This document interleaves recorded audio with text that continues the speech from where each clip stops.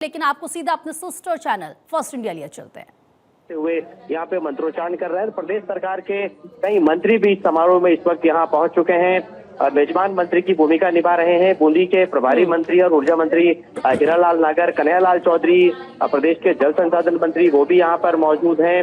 इसके अलावा शिक्षा मंत्री मदन दिलावर भी यहाँ पर मौजूद है। कोटा बूंदी के जो विधायक, तमाम जिलाध्यक्ष यहाँ पर मौजूद हैं और हजारों की तादाद में जो जन समूह है वो यहाँ पर शिलान्यास समारोह का साक्षी बनने के लिए शंभूपुरा में पहुंचा है। ये जहाँ पर शिलान्यास हो रहा है, भूमि पूजन हो रहा है, उसी परिसर में एक बहुत बड़ा डोम बनाया गया है जिसमें हजारों की तादाद में लोग इस वक्त जमा है।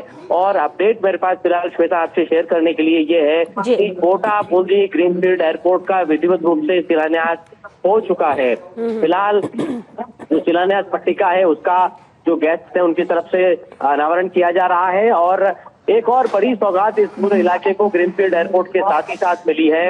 इलाके के हजारों खेतों तक, हजारों गांवों तक पानी पहुंचाने के लिए, पीने का पानी, हर घर तक नल से जल पहुंचाने का पानी और साथ में सिंचाई के लिए खेतों तक पहुंचाने का पानी, इन दो बड़ी परियोजनाओं के माध्यम से इस इलाके में पहुंचेगा।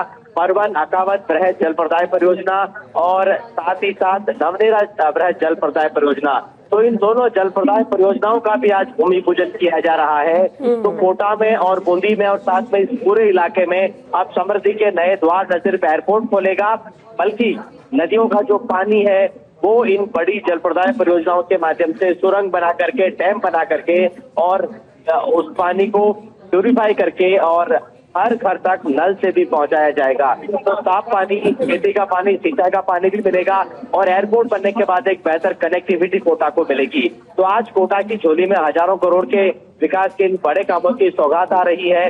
1507 करोड़ की लागत से कोटा का नया ग्रीनफील्ड एयरपोर्ट बनने जा रहा है जो कि 440 हेक्टेयर से भी अधिक इलाके में बनेगा और करीब करीब 2 साल में ये बनकर तैयार हो जाएगा।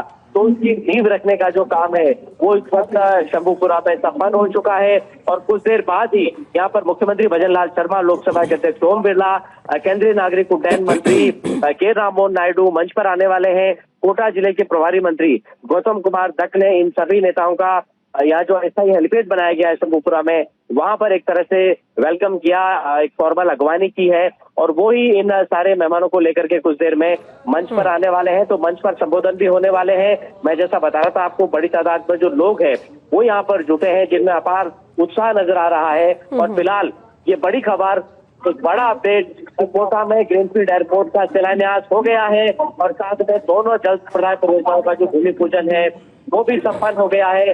और इस वक्त सभी मेहमान जो है वो आपको मंच पर आते हुए नजर आ रहे हैं। जी बिल्कुल, और जो तस्वीरें हम देख पा रहे हैं, भंवर मंच पर पहुंच गए हैं मुख्यमंत्री भजनलाल शर्मा और लोकसभा अध्यक्ष ओम बिरला, केंद्रीय मंत्री।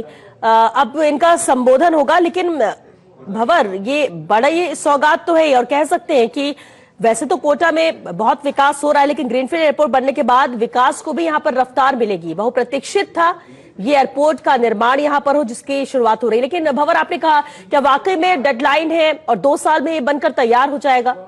बिल्कुल, देखिए इसी तरह का लक्ष्य तय किया गया है और फिलहाल 2 साइड से जो नए ग्रीनफील्ड एयरपोर्ट को बनाने का काम है वो पहले से प्रभावित किया जा चुका है। एक इसका सिटी साइड है और दूसरा इसका एयरपोर्ट साइड है। तो दोनों साइड के जो टेंडर है वो पहले ही हो चुके हैं और काम प्रगति पर है।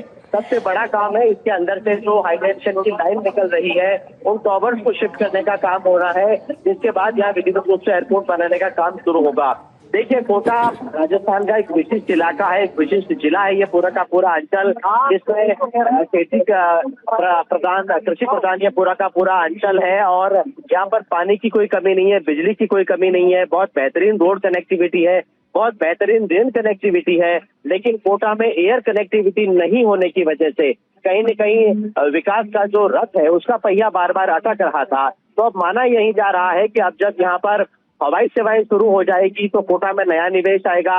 एग्रो बेस्ड इंडस्ट्री जिनका कोटा में स्थापित होने का खूब स्कोप है वो अब कोटा में एक तरह से इस एयरपोर्ट के साथ ही आनी शुरू होगी। इन्वेस्टर जो है वो थोड़ी सी हिचक दिखाता था, पानी होने के बावजूद भी, बिजली होने के बावजूद भी, फर्टाइल लैंड होने के बावजूद भी कोटा आने में, तो वो हिचक अब ये नया एयरपोर्ट तोड़ेगा, उस हिचक को दूर करेगा और कोटा में निवेश आएगा जो कि कोटा में समृद्धि के नए रास्ते खोलेगा।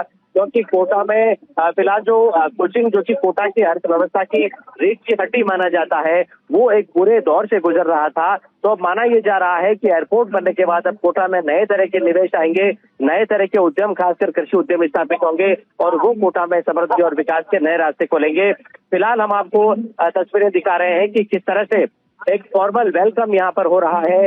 मेजबान मंत्री की भूमिका निभा रहे हैं ऊर्जा मंत्री हीरालाल नागर, जो कि बूंदी के प्रभारी मंत्री भी है। उन्होंने मुख्यमंत्री भजनलाल शर्मा का यहाँ शंभुपुरा में शिलान्यास समारोह स्थल पर साफा पहना करके और उनका अभिनंदन किया है इस वक्त, और साथ में उनको एक तरह से दुपट्टा पहना कर भी उनका फॉर्मली वेलकम किया गया है। तो फिलहाल जो समारोह है वो शुरू हो चुका है और जो मेहमान है उनका फिलहाल यहाँ शंभुपुरा में ग्रीनफील्ड एयरपोर्ट निर्माण स्थल पर जो समारोह स्थल है वहां पर फॉर्मल वेलकम किया जा रहा है। जी,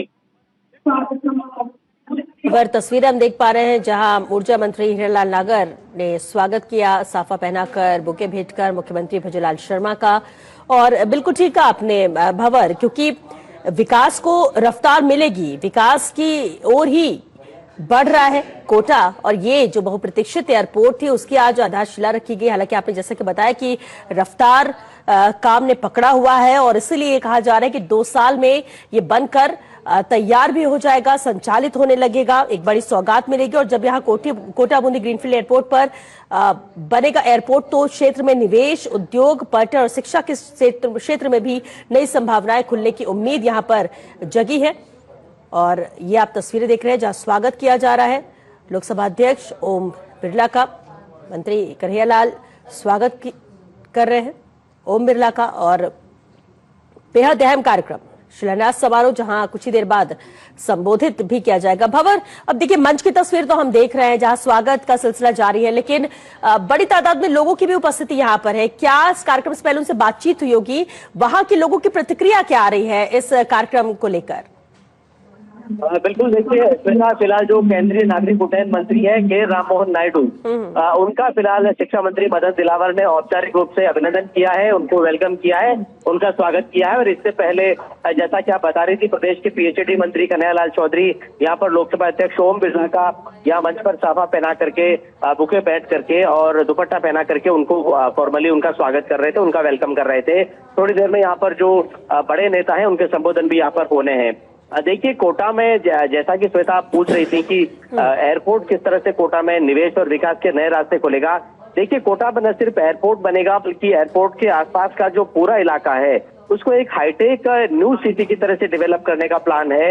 यहाँ पर एक पूरा का पूरा जो एरो सिटी है वो विकसित किया जाएगा इस पूरे एयरपोर्ट परिसर के पास में।